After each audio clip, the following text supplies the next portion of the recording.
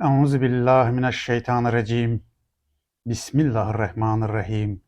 Kovulmuş, taşlanmış, lanetlenmiş şeytanın şerrinden Rahman ve Rahim olan aziz Allah'ın sonsuz, sınırsız, her şeyi ehad etmiş merhametine sığınırıq. Güzel insanlar, Allah bizden teslimiyet istəyir, səmimiyyət istəyir. Sağlam, yani iman dolu bir qəlb istəyir ki, biz onun o koruma sisteminin altına girək. Allah bize xeyir versin, bereket versin.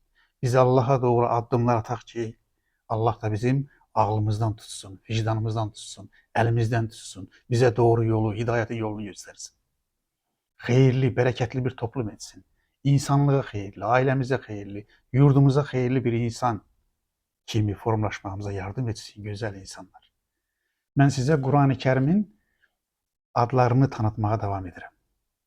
Eğer hatırlayırsınızsa güzel insanlar, öten videomda ben size Allah'ın kitabının, yani Kelamullah'ın şefa adını izah etmeye çalıştım. Kur'an'dan 3 ayet okuyarak Kur'an insana, insanlığa nece şefa olur, nece manevi şefa olur, onları sizinle bölüşmeye çalıştım. Bugün de Kur'an-ı Kerim'in başka bir adını size tanıtacağım güzel insanlar. Allah kitabına adlar koyuyor, yani kitabını tanıdır. Kitabını tanıdır ki mesajlar anlaşılsın, insanlar Kur'an'ı doğru tanısın. Biz Allah'ın kitabının adlarını, sıfatlarını ne için tanıdırıq? Bir, ona göre tanıdırıq ki Allah'ı doğru tanıyaq. Allah kitabına özü ad koyup. Neden bu adları seçip onların hikmetini öğrenmeye çalışırıq? 2, Kur'an'ı tanıyaq. 3, Allah Resulünü tanıyaq.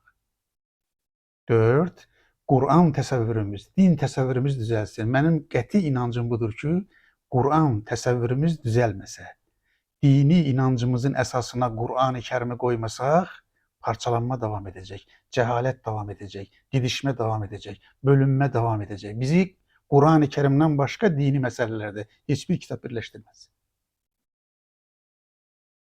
Güzel insanlar, hedefimiz budur. Allah'ı tanıdak, Allah'ın kitabını tanıdak, mesajları tanıdak, Allah'ın Resulünün örnekliğini tanıdak ki insanlar doğru din təsəvvürünə yönelsinler. Bir ülkeye ne kadar bir ülkeye sağlam siyasi düşünce, sağlam iktisadi düşünce, sağlam medeni düşünce ne kadar faydalıdırsa, hayırlıdırsa, zaruridirse, sağlam dini düşünce de o kadar hayırlıdır güzel insanlar. Din insan içindir. Şimdi Allah bu insanın zihnini inşa etmek için bakın, bugün tanıdacağımız o güzel adı necə koyup. Kur'an-ı Kerim'in adlarından, sıfatlerinden biri mübarektir. Allah buyurur ki ey insanlık size gönderdiğim bu kitabın adı mübarektir. El mübarektir. Azerbaycan dilimizde, ana dilimizde bu söz işlenir. Mübarek. Eyni kökten olan bereket sözüyle beraber işlenir. Ne demektir? Bak önce söz manasını açıklayayım güzel insanlar. Bakın bereketli kitap içinde ilahi hayır olan kitaptır.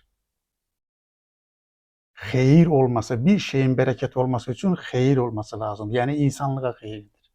Ağla xeyirdir, vicdana xeyirdir, iradeye xeyirdir, insanlığımıza xeyirdir, sosyal münasibətlərimizə xeyirdir, ailəvi münasibətlərimizə xeyirdir. Allahla insan arasındaki münasibətlərin tənzimlənməsi üçün xeyirdir. Niyə görə xeyirdir? Bərəkət niyə görə xeyir deməkdir? Birinci mənası lüğətlərdə belə göstərilib gözəl insanlar. Çünki içində tövhid var. La ilahe illallah. Tövhid inancı nəyə görə xeyirdir? Çünki insanla Allahın arasındaki en sağlam bağdır. Çünkü Kur'an-ı Kerim'in içinde adalet var. Kur'an-ı Kerim adaleti emrediyor. Kur'an-ı Kerim ahirete, ölümden sonraki dirilişi gösterir. Ahiret yurdunu bize tanıdır. Ona göre hayırdır. Azatlığı tanıdır. İnsan hak ve hürriyetini Kur'an-ı Kerim'in merkezine koyur. Güzel insanlar. Şefkati, merhameti yayır. Güzel insanlar. Doğruluğu, dürüstlüğü, adaleti, barışı təbliğ edir. Güzel insanlar. Şimdi bu kadar önemli tevhidi, adaleti, barışı, insan hak ve hürriyetini tebliğ eden bir kitap, bereketli kitap değil. Yani bereketin birinci manası ilahi hayır demek. İçinde Allah'ın koyduğu hayır var. İkinci manası güzel insanlar, çok olan demektir. Yani mübarek kitapta içinde hayır olan kitaptır. Kur'an-ı Kerim niye göre bereketlidir? Çünkü içinde ilahi hayır var. Bereket var, güzel insanlar. Aynı zamanda bereket sözünün bir manası da çok demektir. Yani o kadar çoxdur ki onun değerlerinin getirdiği mesajlar herkese çatır. Yani Kur'an-ı Kerim'i Allah özü necə tanıdır? Bütün insanlığa göndermişəm deyir. Bir okeandır, tükenmeyen bir xəzinədir. Bütün insanlıq 1500 ildir ondan istifadə edir. Nesilleri insanları terbiye etti, edir ve edecek. Mənası tükenmez, bereketi tükenmez, xeyri tükenmez. İnsanları doğru yola yönetmekte gücü o kadar büyüktür ki, insanın ağlını inşa edir, iradesini inşa edir, vicdanını inşa edir, insanlığını yolunu açır. Ona hidayeti, doğru yolu gösterir. Bir insana ve insanlığa doğru yolu göstermek bereket değil. Bereketli insan kimdir? Xeyri yayır, bereketi yayır, insanları barışa çağırır, sevgiye çağırır, merhamete çağırır, adalete çağırır. Üç güzel insanlar, bereket sözünün, mübarek sözünün lügatlerdeki bir manası da budur. Davamlı olan, kurtarmayan. Yani Kur'an elə bir xəzinə değil ki, xərcləyəsən qurtarar. Kur'an bir denizdir, bir okeandır. Kimin ne kadar kabiliyeti varsa, yani kimin ağlı ne kadar açıktırsa, kimin vicdanı ne kadar açıktırsa, kimin əqli, zihni, imkanı ne kadarsa o kadar istifade edebilir güzel insanlar. Tükenmez yani. Bakın 3 mana söyledik. İçinde ilahi hayır olduğuna göre Allah'ın kitabı mübarek kitaptır. Allah kitabına mübarek adı koyup. 2, çoktur. Bereketi çoktur. Tükenmez. Hamıya çatar. Hamıya Kur'an'ın kapısı açıktır. Yeter ki biz ağlımızın kapısını Kur'an'a açalım. 3, davamlıdır. Hayırdır, çoktur, davamlıdır, tükenmez. Ancak güzel insanlar, burada bir tane mesele var. O mesele de budur ki Kur'an bize ne zaman, Kur'an mübarekti, durup orada, kitap hazır. Kur'an kimlere bereket olar? Burada tərəf ikidir. Biz ne zaman Kur'an'ın bereketten istifade edebileceğiz? Ağıl ve insafla. Azərbaycan xalqının dediği kimi, papağımızı karşımıza koyup düşünsək, sizce Kur'an-ı Kerim'i ölülere oxusaq bereket olar mı? Ne düşünürsünüz? Ölüler eşider mi? Ölüler duyar mı? Ey ölü namaz kıl, atana anana yaxşılıq elə, həccə get desək ölü eder mi? Bakın Kur'an-ı Kerim'i ölülere oxusaq Kur'an-ı Kerim sizce merhamet olar mı? Bereket olar mı? 2. Kur'an-ı Kerim'i gümüş qabların, qızıl qabların içerisine yerleştirsək, ama açmasak, okumasak, öğrenmesek sizce bereket olar mı? Kur'an-ı Kerim'i evimizin en uca yerine koysak sizce, açmasak, okumasak, Kur'an'ın emirlerinden haberimiz olmasa, Allah bu kitabı insana gönderir ancak insanın ondan haberi yoktur. Ama evin en uca yerindedir. Sizce Kur'an-ı Kerim bereket olar mı? Maşınımızdan açsak, cebimizde gezdirsek, her zaman yanımızda olsa, Ərəb əlifbasının 28 hərfini öğrenip ama içinde ne olduğunu, mənasını bilmeden onu oxusaq sizce, ey güzel insanlar, ey vicdanlı insanlar, ey ağıllı insanlar, Kur'an bereket olar mı? Bakın Kur'an şart koyup, Allah şart koyup, buyurup ki, okuyana, bakın oku emriyle başlayıp, Oku adlı bir kitap, oku emriyle başlayıp insana deyir ki, okusan, öğrensen, hayatında daşısan, Kur'an'ın buyurduğu kimi yaşasan, insanları Kur'an'a davet etsen, o zaman sana bereket olar, hayır olar, güzel insanlar. Bakın bunu tekrar altından xət çəkirəm. Okumadığımız, anlamadığımız, mənasını bilmediğimiz, öğrenmediğimiz hiçbir şey, neyin ki Kur'an'ı, hiçbir şey. Riyaziyat kitabı bereket olar. Anlamadığımız riyaziyat kitabı, biyoloji kitabı, kimya kitabı sizce bereket olur mu? Yani bir şeyin bereketi o cümleden Allah'ın kitabının bereketi anlaşılmasına bağlıdır. Öğrenilmesine bağlıdır. Hayatımıza taşınmasına bağlıdır güzel insanlar. Şimdi Allah özü mübarek adı necə tanıdı? Bak dediklerimin Kur'an'daki delillerini göstereceğim. Özümden danışmayacağım. Ayet okuyacağım. Görün Kur'an kime bereket olur. Kime mübarek kitap olur ve kimi mübarek edir. Bak mübarek etmek bereketli insana çevirir.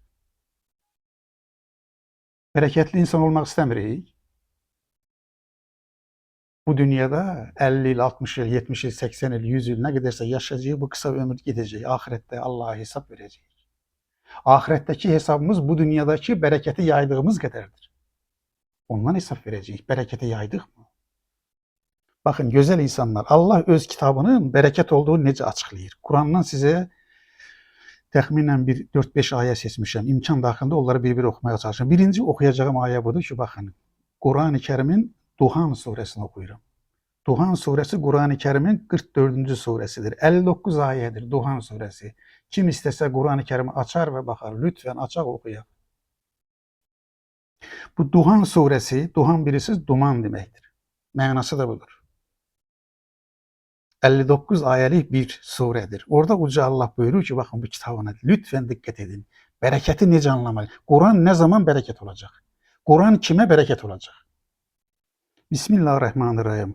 Bu Duhan suresinin 44. surenin 3. ayəsində Uca Allah buyurur ki, biz onu, yani Kur'an'a dikkat edin, bereketli, yani mübarek bir gecede indirmeye başladık. Bilirsiniz, Kur'an-ı Kerim'de Qədir suresi var. Kur'an-ı Kerim Qədir gecesi nail olmaya başlayıb.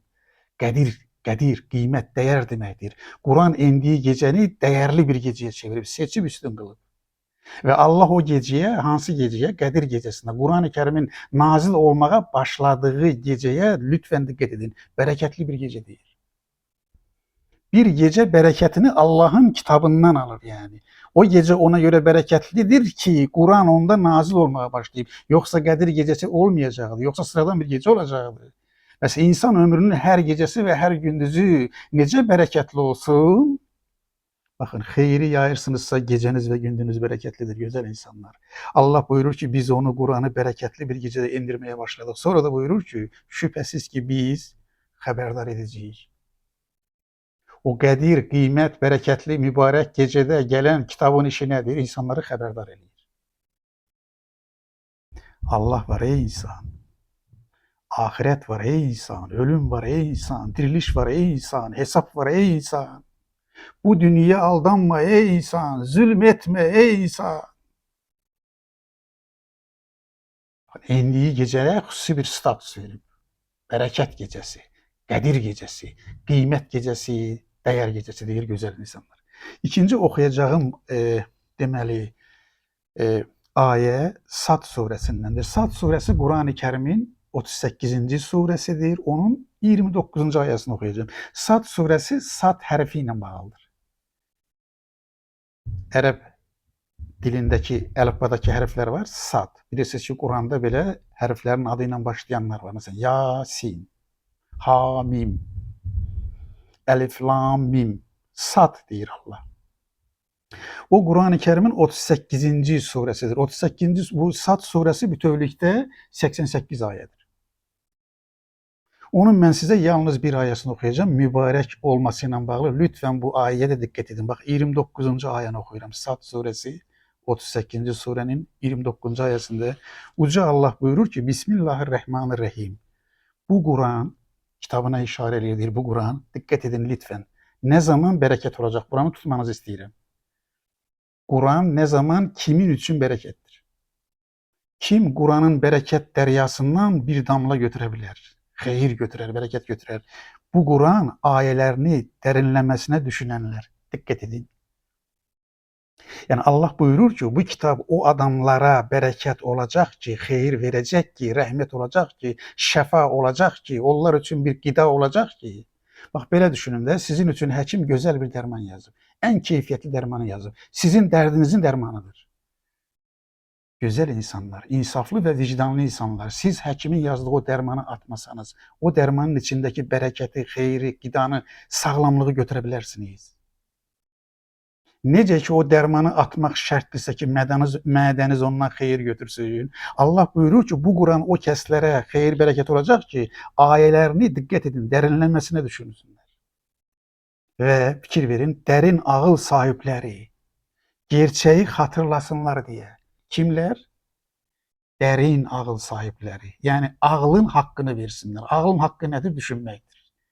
Bakın derin düşünenler, ailelerin derinlenmesine düşünenler, əlaqə quranlar, onlar gerçeği hatırlarsınlar diye sənə endirdiğimiz bereket kaynağı bir kitaptır. Yani mübarek kitaptır. Kimlere gönderdi? Derin düşünenlere rahmet olacak. Ağlının hakkını verip Düşünenlere bereket verecek Yüce Allah. Harda buyurdu bunu? Sad suresinde güzel insanlar. Bakın 21. ayemiz var. Enbiya suresi. Enbiya suresi Kur'an-ı Kerim'in 21. daha doğrusu sure diyeyim. Ayet dedim bence. 21. yani yanlışımı düzeltirem. 21. suremizin 21. suremiz Enbiya adlanır. Enbiya nebi sözünün cemidir. Yani nebiler demektir. Enbiya suresi 122 ayettir. Orada Uca Allah buyurur ki 50. ayetinde Uca Allah buyurur ki güzel insanlar. Bak bu Kur'an da bizim indirdiğimiz bereket kaynağı olan bir kitaptır. Yani Allah buyurur ki Kur'an'ı ben indirmişim. Yani kitap Allah'ın kitabıdır. Kelamullah'tır. Sıradan bir kitap değildir. Allah'ın kitabıdır. Kelamullah'tır ve özelliği nedir? Onu biz indirdi. Ne için indirdi? İnsanlık için. Ne için? İnsanların insan kimi, adam kim adamların sayı artsın diye. İnsanlık artsın, vicdan artsın, ağıl artsın, emek artsın, sevgi artsın, barış artsın diye indirdik. Bereket kaynağıdır diyor bakın. Bakın bereketin çıktığı yerdir. Bereket kaynağıdır ve bir hatırlatmadır. Kur'an'ın işi nedir? Hatırladır. İnsana insan olduğunu hatırladır. Vicdanını hatırladır. Bu dünyanı hatırladır. Ahireti hatırladır. Gideceğin yeri hatırladır. Yolun sonunu gösterir. Hesap var der ey insan. Ölümlüsen ey insan. Haddini bil ey insan. Tekebbürlü olma ey insan. Tevazakar ol ey insan. Kudurma ey insan. Yoldan çıkma ey insan. Bakın, indi siz onu inkar mı edirsiniz? Allah buyurur ki size bu kadar mübarek bir kitap göndermişim. İndi siz bu bereket kaynağını inkar edirsiniz. Yani bereketin kaynağını, merhametin kaynağını inkar eden insanın ve toplumun halı ne olacak? Onu söylüyor Allah. Sonra güzel insanlar, aynı zamanda ben size 50. suremizden de bir ayet okumak istedim onun da size. 50. suremiz bizim Kaf suresidir. Kaf suresi ben size yalnız demeli okuyacağım 9. ayetini güzel insanlar. Niye göre bunu okuyuram? Bakın bereket Kur'an-ı Kerim'de hem de suyla bağlıdır. Kur'an-ı Kerim'i okuyanlar bilirler ki Allah Teala mesela Kur'an-ı Kerim'i Uca Allah aynı zamanda yağışa benzedir. Bakın bulutlar bereket kaynağıdır, yağış bereket kaynağıdır. Necə ki yağış yağar, o torpaqlara can verer, dirildər, bitkileri, çiçekleri, böcekleri. İnsanların hayat kaynağının biri su değil mi? Güzel insanlar. Allah buyurur ki bu su, göyden yağan bu yağdırdığım su, yani Allah'ın yağdırdığı su, o torpağa can verdiği kimi, bitkilere, çiçeklere, böceklere can verdiği kimi onu müqayisə edir. Neyle? Kur'an'la müqayisə edir. Yani o göyden yağan yağış torpağın derman olduğu kimi, bitkilerin bereket kaynağı olduğu kimi, aynı zamanda Kur'an da insanlığın bereketidir. İnsanların necə ki vicdanı çürüyer, kalbi çürüyer, ağlı çürüyer, yoldan çıkar, narkomanya kurşanar, ne bileyim zinaya kurşanar, içkiye kurşanar, özünü de bedbaht eləyər, ailesini de bedbaht eləyər. Ama yine de Allah deyir ki ümitsiz olma ey insan. Sen o Allah'ın yağdırdığı yağışa kalbini aç ki oraya yağsın diye. Bakın ne söylüyor 9. ayette güzel insanlar. Hansı? Kaf suresi 50. surenin 9. ayetinde Bismillah göyden bereketli bir su indirdik de. Bakın onunla bahçeler, biçecekler, ekin yerleri, onlar hamısı o suyun hesabına yetişti. Yani insana bir örnek verir. Diyor ki göyden yağdırdığımız sular o bahçelerdeki çiçeklere sebep oldu. Ey insan sen de kalbini Allah'ın söz yağışını açsan, Kur'an yağışını açsan kalbin çiçek açar. Vallahi açar söylüyor aziz Allah güzel insanlar. Yani burada uca Allah'ın məqsədi güzel insanlar bize Kur'an-ı Kerim'in necə bir bereket kitabı olduğunu göstermiş oldu. Ne dediğim bir onu toplamış olurum güzel insanlar. Dedim ki bereket içinde hayır olan şeydir, çok olan şeydir ve aynı zamanda devamlı olan şeydir. Ancak Kur'an-ı Kerim'in hakkını vermesek o bize bereket olmayacak. Yani bizim için bir faydası olmayacak. Açsak, okusak, öğrensek, tebliğ etsek, Allah'ın buyurduğu kimi yaşasak bereket olacak. Sonra size Kur'an-ı Kerim'den ayetler okudum. Kur'an indiği geceye bereket gecesi dedi. İndiği insanda bereketli kılar. Suya benzettir. Derin düşünenler, ağlın hakkını verenler, vicdanın hakkını verenler, iradesinin hakkını verenler, insan olmanın hakkını verenler, Kur'an'ı anlayanlar için bereket olacak. Güzel insanlar. Aziz Allah size Kur'an-ı Kerim'i, bize Kur'an-ı Kerim'i hakkıyla öğrenmeyi nasip edesin. Anlamağı nasip edesin. Hayatımıza taşımağı nasip edesin. Evinize bereket getirsin. Ağlınıza bereket getirsin. Vicdanımıza bereket getirsin. Sizi bizi darda koymasın. Beni dinlediğinize göre size teşekkür ederim. Sağ olun, var olun, aziz Allah'a emanet olun. Güzel insanlar.